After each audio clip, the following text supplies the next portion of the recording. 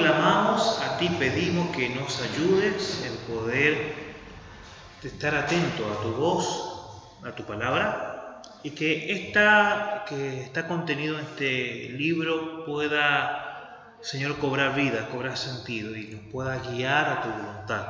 Señor, hay muchas cosas que están en nuestra opinión. Hemos escuchado la opinión de muchos hombres. Se nos ha enseñado tantas cosas, pero Señor, queremos saber qué es lo que tú quieres decirnos y qué quieres tú que hagamos. Ayúdanos en este sentido y, Señor, guía las palabras y que realmente permanezca lo que es tuyo. Guíanos, Señor, en este sentido y quita todo impedimento, todo obstáculo que pueda haber que impida que tu voluntad se cumpla en nosotros y también en la iglesia. Gracias. En Cristo Jesús. Amén.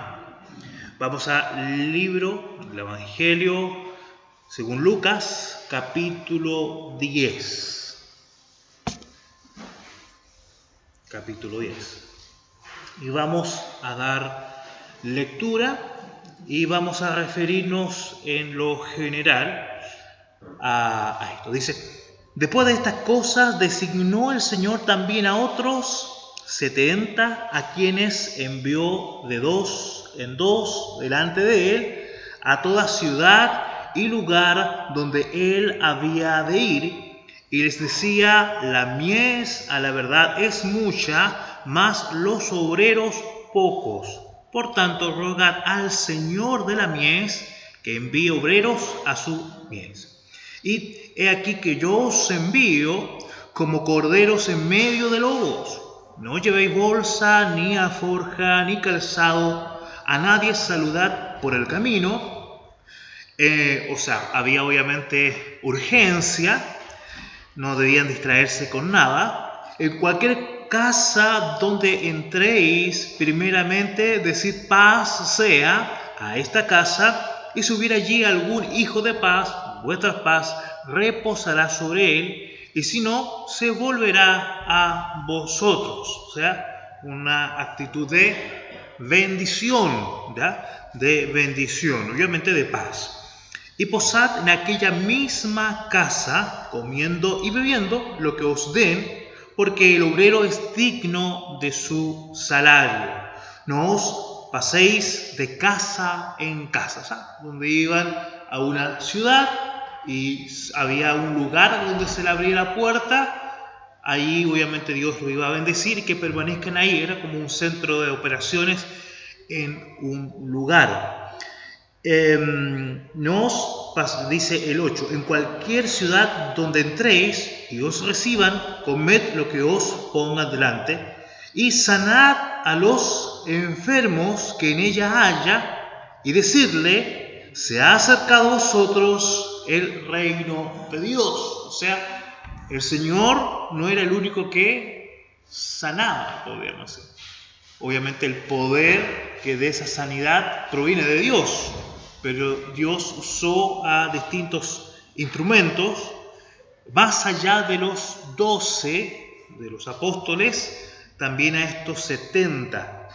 Más en cualquier ciudad donde entréis y no os reciban, saliendo por sus calles, decid: aun el polvo de vuestra ciudad que se pega a vuestros pies, lo sacudimos contra vosotros. Vamos más adelante, cuando el 17 dice: volvieron los 70 con gozo, diciendo: Señor, aún los demonios se nos sujetan en tu nombre.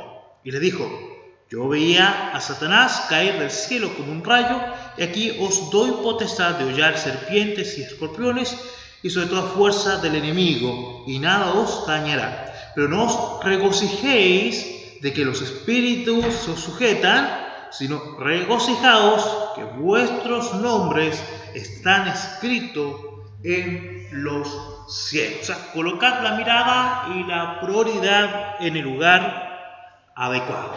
¿Ya?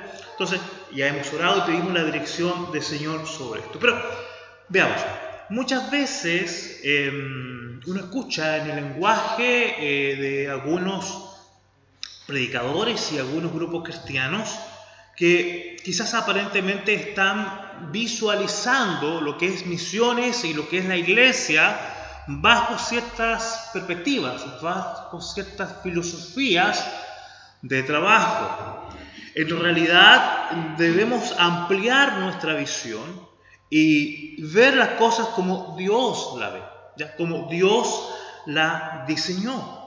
Jesús, obviamente, el enviado de Dios, Dios hecho hombre, podríamos decir, no se mandaba a sí mismo, ¿ya? No era alguien que trabajaba solo.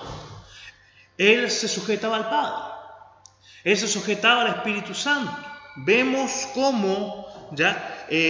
Aún en la deidad, ellos se sujetan mutuamente. Es largo hablar, lean la palabra, obviamente, y pidan al Señor a través del Espíritu Santo que nos ayude a comprender un poco más cómo esta comunión, ¿no es cierto?, esta sujeción mutua entre el Padre y el Hijo y el Espíritu Santo.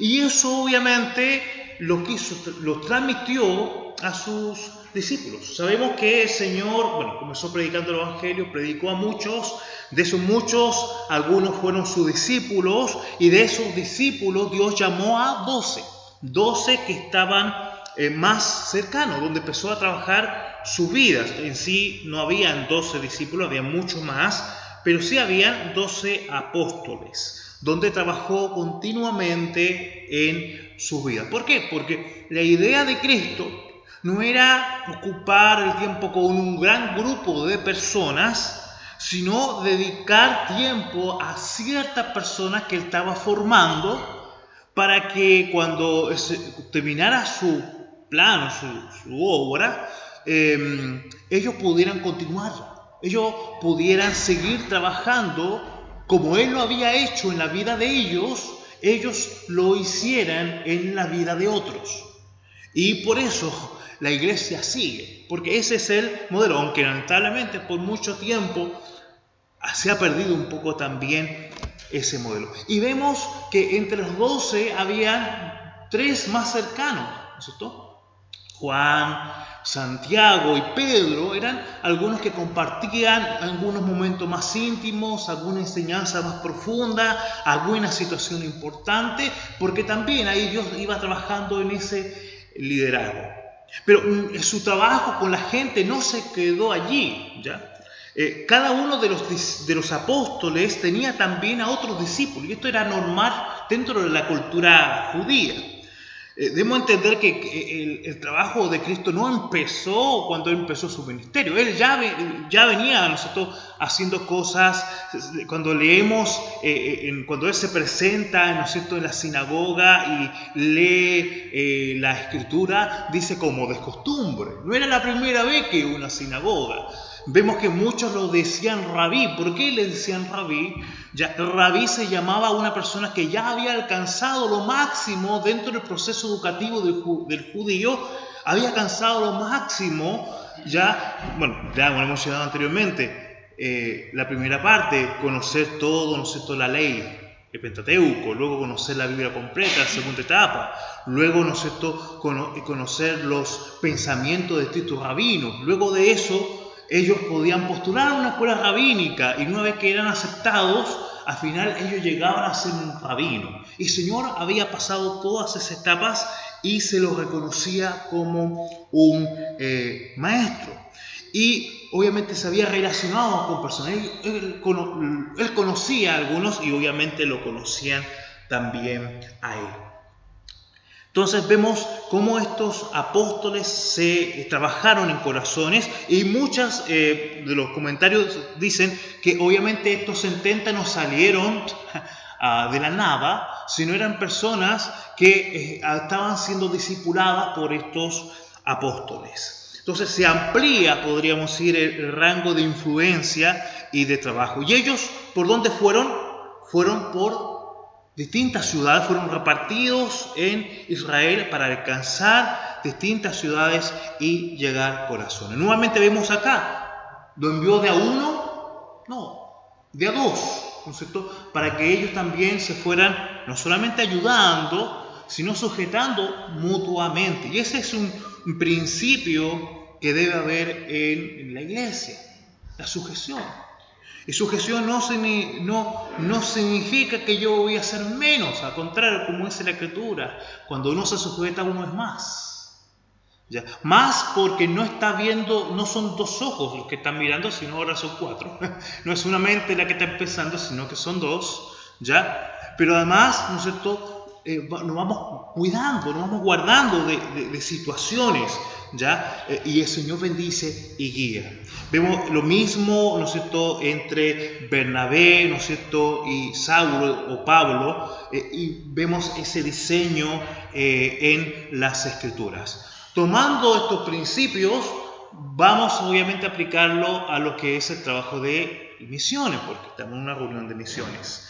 Y obviamente lo ideal es que cuando pensamos en la proyección de la iglesia, no solamente a nivel nacional o a nivel internacional, debiéramos pensar por lo menos en 2 personas, en un equipo de trabajo. Aún podríamos decir que si enviamos a un matrimonio, ya debieran obviamente los 2 tener un llamado y haber trabajado en esas 2 vidas para que se sujeten mutuamente. Pero sería mucho mejor si pudiéramos enviar 2 matrimonios, ¿ya?, o 2 personas a un lugar. Y si es un equipo, mucho mejor, porque de esa forma obviamente va a haber un plan de trabajo que va a ayudar a una proyección de contenido, porque nosotros, si pensamos llegar, no sé, a Bolivia, nuestro deseo no es implantar una iglesia solamente en Bolivia y que pasen los años y sigamos diciendo UCB tiene una iglesia en Cochabamba o en La Paz o en Santa Cruz,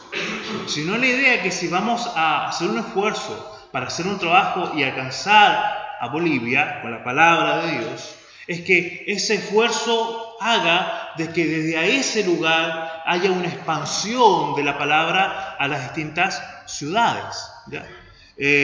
Cuando un grupo de obreros quisieron llegar a Brasil, distintos obreros, creo que eran 3 o 4 equipos, se dividieron el país, ¿ya? Y empezaron a trabajar en distintos sectores, se organizaron, oraron, hicieron los contactos, se fueron esos grupos de esos obreros a distintos lugares de Brasil. Dijeron, ustedes van a trabajar en este lugar, nosotros vamos a estar en este lugar, ¿ya? Y así la obra de Dios obviamente empezó a crecer, tanto que lograron llegar casi a todo Brasil, e incluso algunas obras luego empezaron a tener problemas porque tanto era el crecimiento que había en algunas ciudades donde 2 o 3 obreros lograron abrir iglesias en ese lugar. Entonces el problema ya no era tanto que no hubiera iglesias, sino que en una ciudad habían 3 iglesias de distintos grupos de trabajo, podríamos decir. Pero ahí vemos una forma bíblica y práctica de poder desarrollar un plan de alcance en una nación o en un territorio. El deseo de Dios, hermanos, es que podamos, como iglesia La Serena, no solamente alcanzar nuestra ciudad. Hay muchos barrios acá, sino hay muchos pueblos también rurales en nuestra cuarta región. Y Dios desea poder alcanzar esos lugares con el Evangelio. ¿Y Dios lo va a hacer con quién? ¿Con quién Dios cuenta para alcanzar a esa gente? Con nosotros. Claro, debemos empezar a trabajar, ¿no es cierto?, en nuestra vida. Debemos dejar que otros también puedan trabajar en nuestra vida, pero muchas veces no esperemos que se nos den las oportunidades, sino nosotros mismos busquemos esas oportunidades y nosotros mismos también empecemos a trabajar en la vida de otros, ¿ya? Como lo hicieron los apóstoles, ¿ya? Ellos trabajaron en la vida de otros. Y bueno, si somos sinceros, hemos recibido muchos alimentos. ¿Ya? Así que pongámonos en acción y veamos cómo vamos trabajando en esas vidas. Muchas veces cuando llega un misionero a un lugar, ¿qué empieza? No puede empezar a hablar directamente, más en aquellos países donde hay persecución. Ellos obviamente van, observan, conocen el lugar, ¿ya?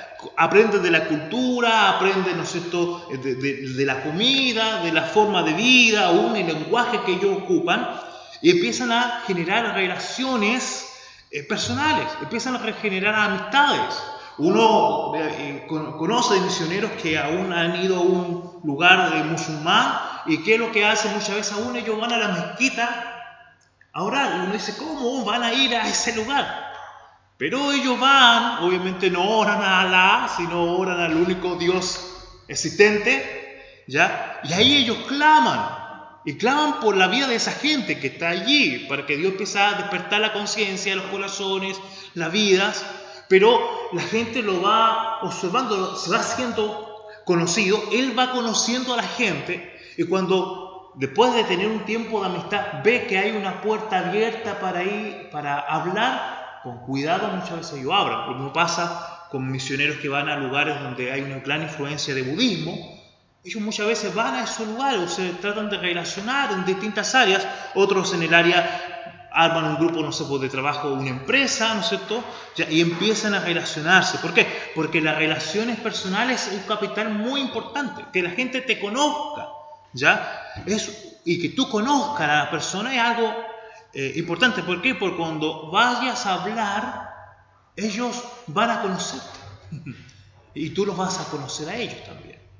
Si esto lo aplicamos en el ámbito misionero, y podríamos decir, la gente está dispuesta a hacer ese esfuerzo de tiempo para poder alcanzar esas almas, ¿acaso no debiéramos hacer nosotros mismos acá? ¿Acaso un alma serenense no tiene el mismo valor que una alma, podríamos decir, en Kenia, en la India, en la China? El sacrificio que se hizo es el mismo, ¿ya? Entonces, también debiéramos entender la importancia de relacionarnos con personas, de conocer y que nos conozcan, y buscar instancias donde esto pueda ser posible, ¿ya?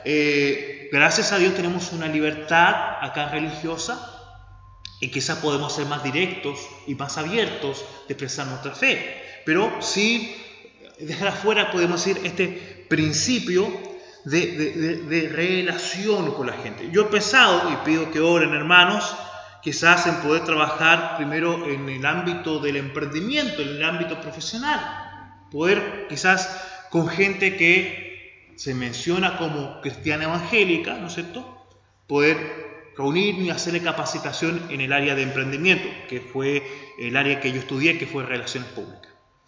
Entonces, en esa relación, en conocerlo y obviamente presentar argumentos bíblicos, uno va conociendo y va identificando a aquellos creyentes que realmente son hijos de Dios. Uno puede empezar a trabajar junto con ellos y va identificando a aquellos que dicen ser evangélicos, pero que realmente nunca han conocido a Cristo. Y con esa gente uno podría incluso llegar a otros, ¿no es cierto?, que no son creyentes. Quizá tomando un punto de contacto que es el emprendimiento, otros podría ser en el ámbito educativo, en el ámbito de la salud, ¿ya? Y otras áreas en las cuales podemos trabajar, ¿ya? Podemos hacer esfuerzos para alcanzar esas almas, para alcanzar esas vidas. Recuerdo en el ámbito del discipulado a David Krieger, ¿no?, de un anciano de Trevelin en Argentina. Él curiosamente venía de una familia evangélica, su abuelo obviamente pastor, su padre pastor, algunos de sus hermanos pastores. Él obviamente, que uno dice, ¿qué es lo que iba a hacer? Pastor. Y él era pastor de una iglesia, y a los 50 años, bueno, he comentado alguna vez este testimonio, él se dio cuenta que en realidad nunca había conocido a Jesús como su Señor y Salvador, y estaba delante de una iglesia. Y tuvo ¿qué hizo? Dejó el pastorado. Dejó el pastorado, bueno, reconoció a Jesús como su Señor y Salvador, se empezó a congregar como un hermano más en una congregación. A poco tiempo, obviamente por el conocimiento que tenía, llegó a ser líder, anciano allí, pero el conocimiento de la Escritura que él tenía no estaba de acuerdo con algunos de la gente allí, y le dijeron, hágase un lado. Y ahí empezó en otra iglesia, ya los hijos llegaron a ser líderes, su esposa también, sus hermanos también, y al final empezó, como ya no cuadraba dentro de ese sistema religioso, podríamos decir, empezó a reunirse en su casa, empezó a reunirse cosas, le dijeron, mejor no vengas. empezó a reunirse en su casa. Curiosamente, reuniéndose en su casa y haciendo cultos familiares, sus hijos se dieron cuenta que en realidad ellos tampoco habían tenido un encuentro personal con el Señor. Su hermano al poco tiempo se añadió también a este grupo en la casa y también tomó una decisión por Cristo y su familia también. No sé cómo, ellos estaban en una cultura evangélica, trabajando en una iglesia y seguramente hicieron muchas cosas que ayudaron a otros, pero no se habían dado cuenta de su necesidad. Dios empezó a usar luego a David en poder llegar también a otros corazones, ¿ya? Hermanos que estaban en una iglesia pero que no cuadraban con esas iglesias, obviamente hermanos que estaban buscando la palabra y se daban cuenta que los líderes ahí hablaban de sueños, hablaban de profecía y decían, y esto no lo encuentro, ¿ya? Y Dios empezó a trabajar en la vida de ellos. Nos reuníamos el día sábado, nos reuníamos y compartíamos, ¿ya? Y el día domingo lo dedicamos también a poder trabajar ahí en familia. Y fue un tiempo bastante valioso para mí el poder ir bien temprano en la mañana y conversar con él y ser discipulado. Y de ese grupo que eran 10, 12, 14 personas más o menos, el Señor usó a David y a otros que ayudamos a la formación de abrir por lo menos 4 iglesias. 4 iglesias fueron abiertas, de hermanos que en sus iglesias donde estaban en algún comienzo no eran considerados, ¿ya? Y reuniéndose junto con nosotros, muchos de ellos, recién ahí ellos tuvieron un encuentro personal con Cristo, se les presentó el Evangelio. Algunos de ellos al tiempo dijeron, oh, mira, nos acordamos de ti, hermano. Ven, te vamos a dar la posibilidad para abrir una iglesia allí. Y algunos se fueron y abrieron una iglesia en ese lugar. Ya por lo menos con una enseñanza bíblica, ya por lo menos habiendo reconocido a Jesús como Señor Salvador y con cierta preparación. Y otros continuaron obviamente en estas iglesias bíblicas de la línea de los hermanos libres en Argentina, que de allí era David. Pero vemos cómo el tiempo que él dedicó a trabajar con esas personas, a trabajar con mi vida, se proyectó, ¿ya? Quizás David hoy en día no es pastor de 4 iglesias, sigue con un grupo de hermanos, pero él afectó la vida positivamente de otros hermanos que en otras iglesias, como la iglesia de Río de Vida en Argentina, fueron usados para llevar el testimonio. ¿De qué forma vamos a ser usados nosotros para impactar vidas? Y quizás no vamos a ser nosotros los que vamos a abrir obras en distintos lugares, pero va a ser aquellas personas en las cuales dedicamos tiempo que Dios va a usar para llevar el Evangelio a distintos lugares. Todos estamos llamados a ser parte. El que es músico, el que es médico, el que es enfermero, aquel que pinta, aquel que escribe poesía, aquel que es hábil en el teatro, hermano, todos podemos ser usados, ¿ya? Para hacer crecer el reino. Quizás en eso, si tú eres músico, busca a otros que quieran aprender música. Y ese es tu punto de contacto para llegar a esos corazones. Y luego compartir el Evangelio y de ahí ir proyectándose. Oremos a hacer. Gracias, Señor, por tu palabra, que quizás tantos esfuerzos que se hacen para predicar el mensaje en nuestros lugares y sabemos que son necesarios y sabemos que todavía es poco, pero también que veamos que en nuestro entorno debemos hacer el mismo esfuerzo y aún más para alcanzar la vida de nuestros cercanos, para capacitar a otros para la obra del ministerio. Señor, ayúdanos a entender esto y que esas murallas que nosotros hemos levantado o esa situación de comodidad o quizás esa reacción por tantos no que hemos escuchado, Señor, podamos ver que estamos en una congregación que tú me has permitido llegar acá y escuchar muchos sí también y ver que está la posibilidad de servir. Señor, que podamos hacerlo, que podamos empezar a ver esas vidas, esos corazones en los cuales podemos trabajar y de esa forma llegar a otros. Que podamos ver que lo que tú nos has dado, quizás la música, la poesía, el arte o alguna habilidad profesional como es la medicina, como es la salud, como es ser asistente social o aquel que es, Señor, psicólogo, aquel que trabaja, ¿no es cierto?, con personas, que trabaja en la construcción. Todos, Señor, podemos ser usados para alcanzar a otros, Señor, para ti. Gracias, Señor, por esto. Úsanos, Señor, para tu gloria. En Cristo Jesús. Amén.